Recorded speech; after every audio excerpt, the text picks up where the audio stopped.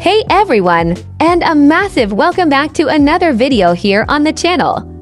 Today, we're venturing into the fascinating world of mobile security and automation, specifically for those of you who have unlocked the full potential of your Android devices through rooting.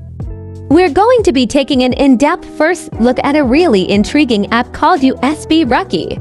Now, before we dive into the app itself, let's quickly talk about the inspiration behind it.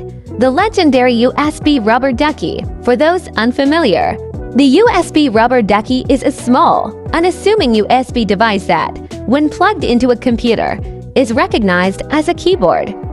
This allows it to rapidly execute pre-programmed keystrokes and commands, making it a powerful tool for penetration testing, automation, and even some less savory activities. What USB Rucky aims to do is essentially bring that same kind of power and flexibility to your rooted Android smartphone, but with a modern, touch-friendly interface and some unique features tailored for the mobile platform.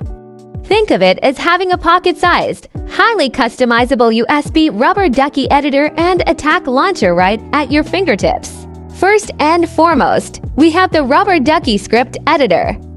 This is where you'll be spending a lot of your time crafting your payloads. The editor allows you to write and edit your Ducky script code directly on your phone. Imagine being able to brainstorm and create automation scripts on the go, without needing to fire up your laptop.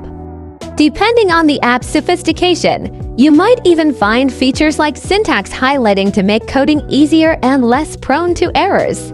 Now, before you rush off to try and install this, it's absolutely crucial to understand the prerequisites for using USB Rucky. This app is designed for advanced users and has two key requirements. Firstly, your Android phone must be rooted. Rooting your device gives you administrative-level control over the operating system, which is necessary for an app like this to function and interact with the hardware at the required level. Secondly, and equally important, your phone's kernel needs to have a USB hid patch applied. This patch modifies the kernel, allowing your Android phone to emulate a USB device like a keyboard or mouse when connected to a computer.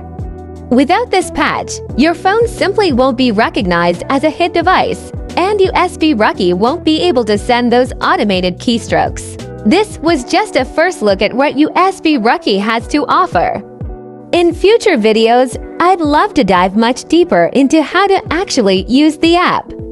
We could explore the script editor in detail, walk through the process of launching scripts, and maybe even try out some basic and more advanced Ducky script payloads to see what's possible.